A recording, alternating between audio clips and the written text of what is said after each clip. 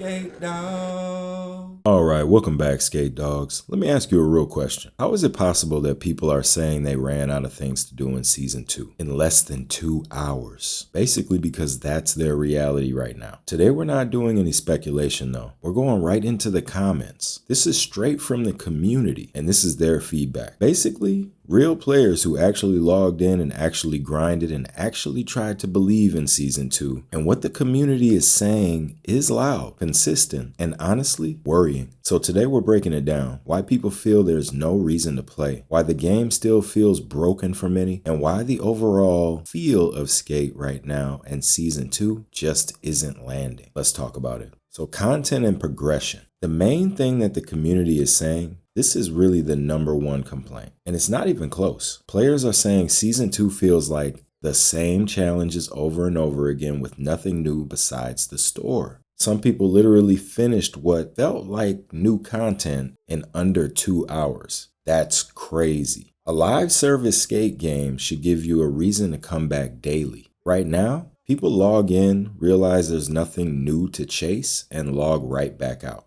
And that's really dangerous. Because when players stop logging in, they stop really caring. Alright, so let's talk about missing classic modes. This is another one of the top ones I was seeing in the comments. This one hurts because the community is practically begging for this one. People want game of skate, death races, team competitive modes, real social competition. This is what built Skate's replayability back in the day. Free skate is fun. But free skate without competition turns into, I'll come back later. And then later becomes never. Right now, there's no long-term social rivalry, no pressure, no reason, no smoke to truly master the mechanics. And skate without competition? That's just a sandbox with a shop attached to it. So let's talk about the map's stagnation and missing Hillbombs. I'm gonna get into the nitty. Another top voted complaint is Sand Van is too flat. Players are saying, where are the real downhill runs? Like hill bombs. There's no real danger, and I think that's due to impervatech. Hill bombing is core to Skate's identity, that adrenaline, that speed.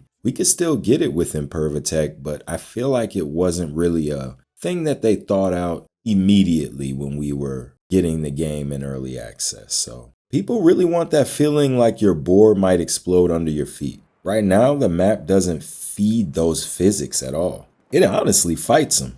And yes, players are already talking about this rumored Fun City area across the bridge. We went over it in a few videos. Go ahead and check those out. But right now, they feel stuck on the same terrain. And I really do feel them. So let's go ahead and we're going to talk about the verticality problem in Skate right now. So let's talk about something that really surprised me. Players are frustrated with how many new spots are placed on top of skyscrapers. But why are they upset? Let's kind of dive a little bit deep. The community says they spend about 10 minutes climbing buildings and only about 2 minutes actually skating. That's kind of a wild stat. This is a skateboarding game, not a climbing simulator. We kind of need to be able to get those fast travel locations attached to these updates so that we don't have to spend most of our time going into menus and teleporting to someone who's there, but that person still has to go up there. So you still have, someone has to climb. So really, if your session momentum keeps getting broken by you having to climb instead of using fast travel, all these ladders and stairs just to reach a spot so you can skate, you lose that natural flow that makes skate feel like skate. And honestly, that's in itself is dangerous. So let's talk about repetitive challenges and the dead currency in the game. This kind of deals with progression, right? So let's talk about progression or lack thereof. A lot of players have unlocked every city box, maxed their districts out, stacked up tickets and tokens, and now they're saying I can't spend this currency on anything. That kills the motivation to play the game. People really want rare things in the game. Some higher tier challenges with a little bit more difficulty where you can get some better items that are a little more sought after. Some more prestige type progression. Something to work towards. Right now the grind feels pointless. You're just getting a bunch of cosmetics.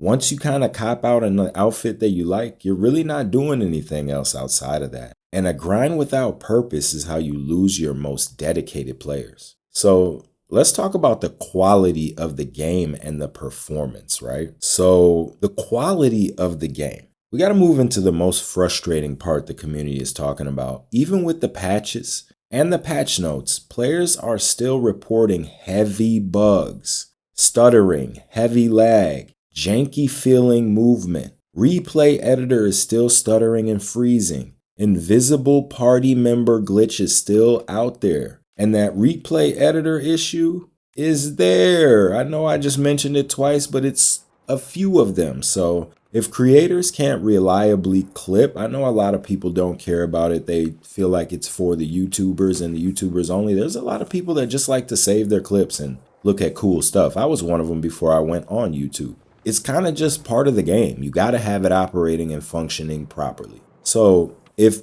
creators stop posting, the game loses free marketing, honestly. And the hype dies down and we have nothing really to give y'all. A live service game that breaks social play breaks itself. And honestly, that ain't good for anybody. Let's talk about the unpopular settings and resets that came with the new season. And the physics changes. I know people have kind of caught on to that. Another huge frustration, right? Players logging in after Season 2 finding their controls and physics settings basically reset and changed. People spend hours dialing in their skate setup just like a real skateboard. Your trucks, your wheels, your feel, and what gets wiped is kind of without warning, and it's going to leave you with a headache. The game feels off when you jump right back in. Don't worry, I have a settings video coming out here quite quickly. I am very confident that you guys will love the settings that we break down, and it'll help you pump and do different things like that. You guys asked for it, I'm going to get it for you. But it is not a popular thing with the community, and the confidence disappears in what will be happening and what won't be happening with the updates. And when the skate game feels wrong with the controls and the settings, and you kind of don't know what's happening and why, people are going to bounce out immediately. Let's talk about the aesthetic, customization, and the vibe feeling off as we just mentioned. So I want to go ahead and talk about Season 2 Skate Pass. That has been getting cooked hard. Players are calling rewards dark sunglasses that a cop would wear, non-skating crap, and even dragging the theme itself, especially that ratty mascot. What they really wanted? Authentic skate culture, 80s inspired gear, shaped boards and longer boards. Haven't seen any long boards. Real heritage looks. Something that actually screams from the back in the day Thrasher covers or something like that. Like, give us something tight. And really, that's the problem. We ain't got nothing tight. Because skate culture isn't something you reskin. It's something that you live in. It's something you respect. It's something that you grew up with. It's something that you understand when you see it, and it's kind of that if you know, you know. Let's talk about the character visuals specifically. This comment has been in the comments, and I know y'all have seen it. My character is zommed out. This one surprised me just how consistent I seen it. Multiple players literally said their skaters look zommed. And dead eyes, stiff faces, awkward lighting, weird clothing, not how they designed them when they came into the game originally. And they kind of changed the consistency with the tone of the characters. Here's the truth. If players don't like how their skater looks, they stop caring about progression. They stop caring about buying cosmetics, and they stop feeling connected. Your character is your identity in skate. Right now, that identity feels lifeless to many players, and I'm going to be real. Sometimes even me, when I look at my guy, I'm like, what is going on? Let's talk a little bit about the lack of customization freedom, though. So customization freedom, players are asking for shirtless skating. That is a big one in the comments. Better female clothing fit. Shout out to the ladies in the comments that have been letting me know that their clothing ain't fitting right for what they really would skate in.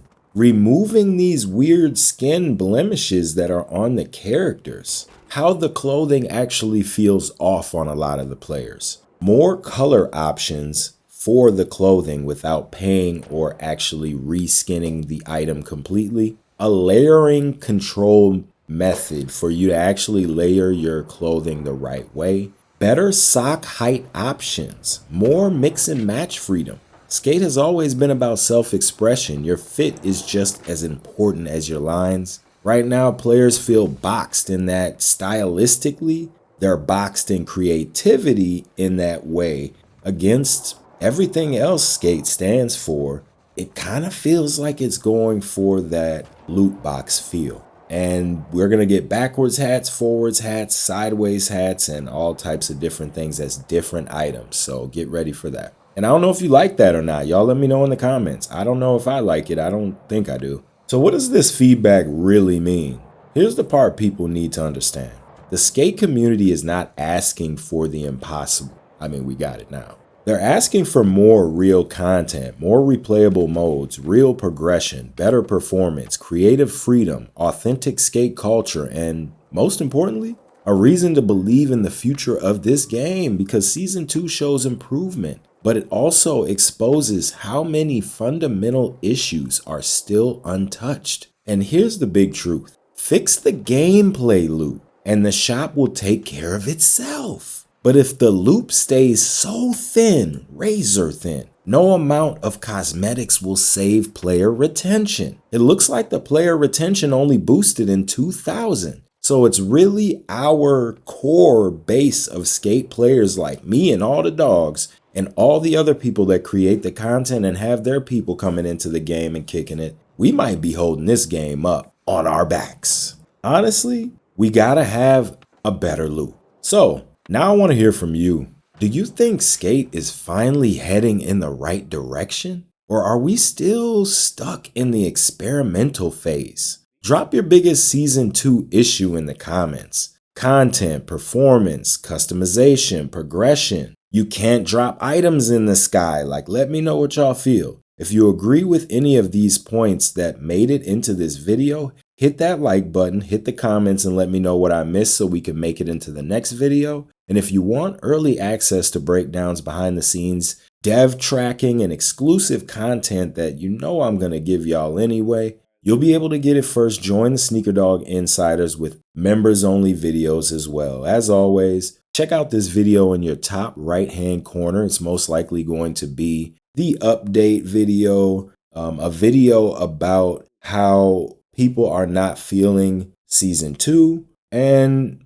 essentially what is inside Season 2. So there's like 3 or 4 videos that you may actually see. And again, if you like the video, make sure on your way out you slap that like button, you slap that hype button, and you make sure that you stay locked into the SneakerDogg channel. We're always on here with more and more content. I appreciate everybody that's been locking in. We're very close to 3,000 subscribers, and we will be doing a giveaway. When you see me go live here recently, we will be doing a members giveaway. So we'll be doing the membership giveaway just on a live stream or something like that. And now, if you see me in that, you will have to meet that certain requirement. Probably going to be like 10 likes and 10 live viewers. We don't make it hard at all. And I have 2 giveaways. I'll probably do them both before I kind of get up out of that live stream here the next time we go live. So as always, go ahead and again, check out those videos in your top right hand corner. Make sure you lock into the channel. We're doing some different things with SneakerDogg Gaming, and you'll see that content probably pop up or not. It's going to be other topics outside of skate. So make sure if you kind of like some of the other videos we do like GTA and things like that, that you go ahead and lock in with those. Again, appreciate everybody that locks into these videos. DoggPound, you're the reason I keep doing it. Look out for that SkateDogg or just SkateDogg t-shirt, because the t-shirt's a lot cheaper than the hoodie, probably about almost half cost. Use code JOINTHEPACK for 10% off at checkout, and I'll see y'all in the next one.